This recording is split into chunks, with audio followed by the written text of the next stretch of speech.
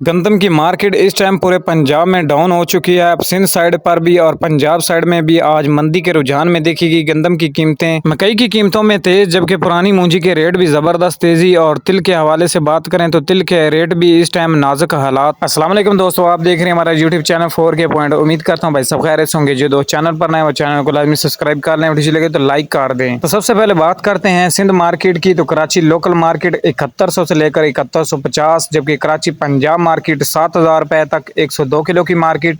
और Hyderabad local market की बात करें तो 7000 से लेकर 7000। रावलपिंडी इस्लामाबाद में भी गंदम की मार्केट इस टाइम कमजोर 2750 से 2775, जबकि लाहौर मार्केट भी कमजोर 2675 से 2700 रुपए तक फी मान। नारोवाल शकड़गढ़ में भी गंदम की शरह बाजार 2500 से लेकर 2560 रुपए, जबकि चीचावतनी गला मंडी में भी 2500 से लेकर 2530 रुपए फी मान। जरमान गला मंडी की बात करें तो गंदम के रेट 2500 से लेकर 2575 रुपए और कपास 7500 से लेकर 8050 रुपए फी मन। रहीमजर खान गला मंडी में भी गंदम की शरह बाजार 2630 से 2650 रुपए फी मन।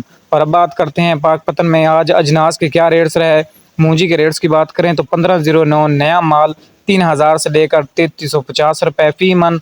और हाईब्रिड एरी 6 की बात करें तो 1900 से लेकर 2150 रुपए फी मन। एरीफैन के रेट्स की बात करें तो 2300 से लेकर 2500 रुपए फी मन। और अब बात करते हैं मकई के रेट्स की। तो पाकपतन गला मंडी में आज मकई 2400 से लेकर 2500 रुपए फी मन। और गंदम की शरह बाजार 2500 से लेकर 2550 रुपए फी मन। तिलतली की मार्केट की बात करें तो 11000 से लेकर 12000 रुपए तक फी मन। ये रेट्स 40 किलोग्राम के हिसाब से हैं पाकपतन गला मंडी के। इस टाइम अगर देखा जाए तो सिर्फ और सिर्फ मकई की मार्केट में तेजी है। मकई की कीमतें 2500 से लेकर 2650 2700 रुपए तक, जबकि गंदम की मार्केट भी 2400 से 2500 2700 के दरमियान। और अगर मूंजी की बात करें तो पुरानी मूंजी कायनात इस टाइम भी 4000 से लेकर 4800 रुपए तक सेल हो रही है। और अगर नए माल की बात करें तो नया माल 1509 आप लोगों को पता ही है 2700 से लेकर 3300 3200 रुपए तक। मार्केट में डेली बेसिस पे 100 150 की कमी पेशी हो सकती है। आज मार्केट कमजोर थी।